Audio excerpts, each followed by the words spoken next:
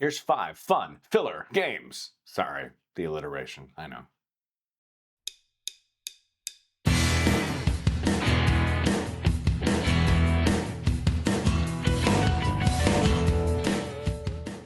Hi, thank you for tuning into the Tom Bottelsen Show. Yeah, I thought I'd talk about some filler games. Well, what is a filler game? Sometimes on a game night, you'll play a big game. You'll play Eldritch Horror, Cthulhu, Death May Die, Zombicide, Invader. You'll play a game that'll take a couple of hours, and that'll be the one game you play.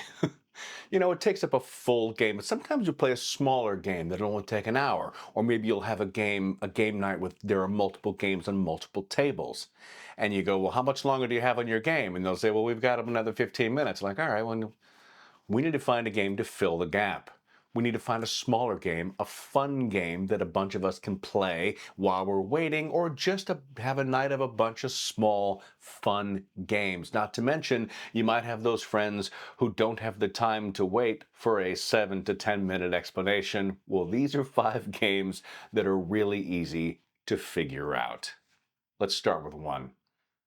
The Mind. The Mind.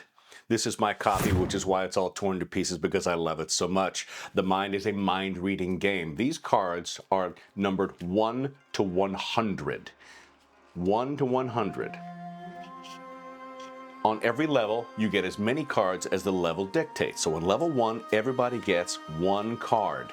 And you can't tell the players, you're working as a team to defeat the level. You're working together to try and get through this thing. Now you have to play the cards in the center in the order they should go. So I'll show you the cards. So in this level, it should have gone 7, 33, 90, 91 in order to complete the level. But you can't talk. You have to read each other's minds to decide who's gonna go next. And you can't say anything. You're just staring at each other, wondering whether or not to go. Ghost bunnies are lives. You lose one of these when you make a mistake. Every level, you get a prize. Like this one, you get a prize, you get a star. A star is played when everyone agrees to raise their hand to say, let's ditch one of the cards in our hand. One less card to do. Level 2 is 2 cards each, 3 cards each, all the way up to level 12. A fantastic, cooperative, quick filler game, The Mind. The Mind is a great game. My friends and I love to play The Mind. It is frustrating and it's strange. I mean, when you're playing the card, you're staring at each other going, do I go? You can't talk, you can't say anything, you just gotta go. I've got number 37, I'm holding number 37, and number 20 just got played. I mean, that's 17 away. I should play now. Should I play now? I should play now. And then you missed it. Oh, it's tense, it's fun. It just takes the deck of cards, and yeah, The Mind. That's a great game. When it comes to dice games, sometimes rolling the dice is all I need. Sometimes just the fact I am rolling dice, and that is the case with Chupacabra. Chupacabra.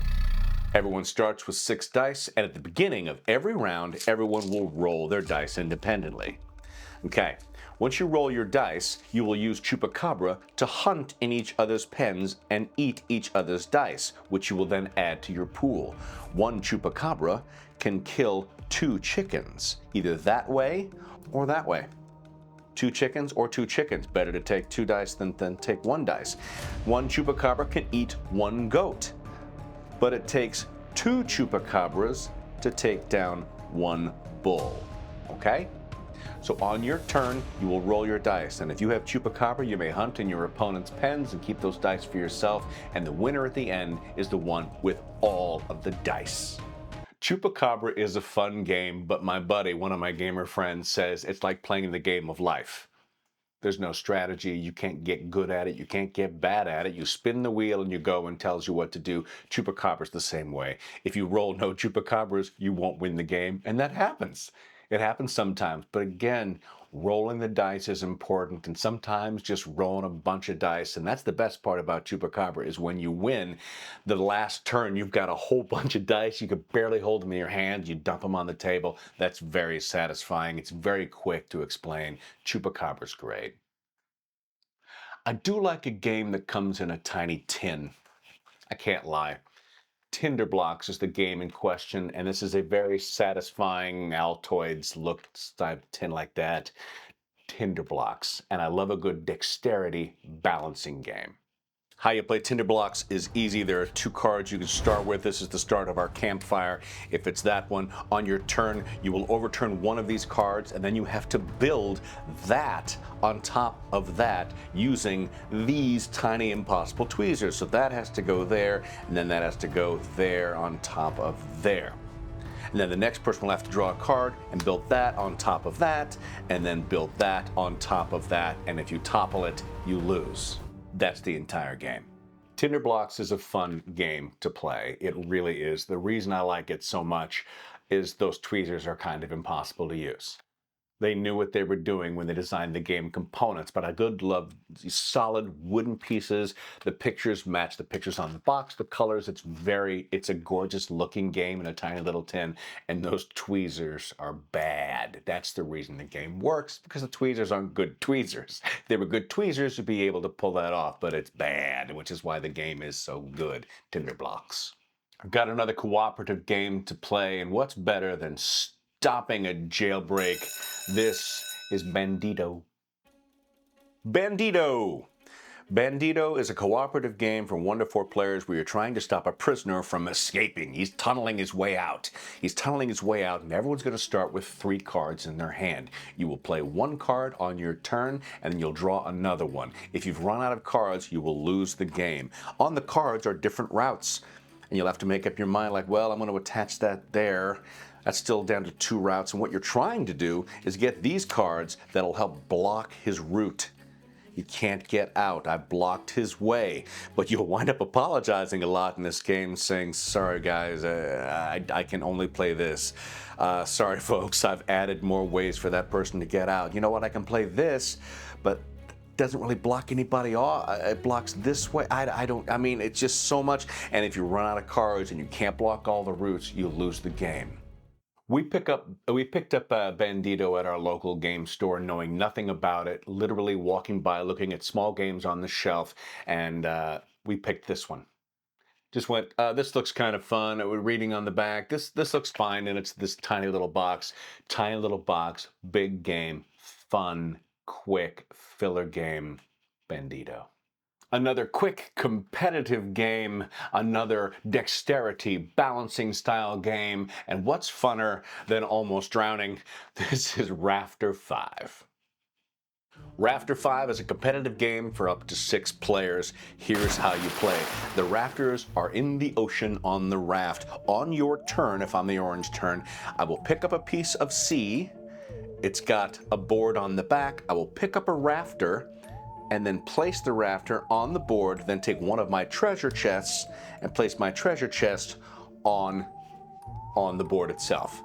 The next player has to pick up a piece of sea and then place theirs on top of mine, on top of the board that was already placed, and then play theirs. And then it goes around and around and around until somebody knocks them off. When that happens, the player that knocked them off, if the orange player knocked that off, the opposing treasure chests count against me, while my treasure chests do not. And when that gets filled up with your opponent's treasure chests, you have lost the game and everyone else has won. There's only one loser in this game and everyone else wins. Rafter 5 is a family favorite. This comes out a lot because you can play it quickly. It's always tense. The balancing part of it where you're going to pull one thing off and everybody doesn't want to touch. Don't touch the table. Hey, don't touch the table. Hey, what's it balancing up like that? If anybody blows, it's going to go. I mean, yeah, this is a very good, tense game. Rafter 5. So much fun. Thanks for tuning in, and that'll do it for my 5 filler games. I've got more to do. I thought I'd do 5 on this one. What are your favorites? What are your favorite games when you don't want to start another giant game, but you want to play something to fill a gap, or to start a game night, or to end a game night? What are your favorites? I'm dying to hear it. I'd love to hear it in the comments. Like and subscribe if you like this content, and hit that notification bell so you know when my stuff drops. It drops on Sunday. Thanks for coming with me on this. I love talking about games. I didn't do it enough last year. I only had 6. I had 6 board game reviews last year. That's sad. Gonna be a lot more this year because I think games is something that that breaks down all the barriers. I talk about our nerddom breaking down the barriers and getting into ourselves, and games is one of them. When you're playing a game, everything else goes away, and you're just with friends at a table, enjoying each other's company and playing something fun. It's spectacular. I love games. I love board games. Till I see you next time, as always, peace, love, live long and prosper. And I mean it.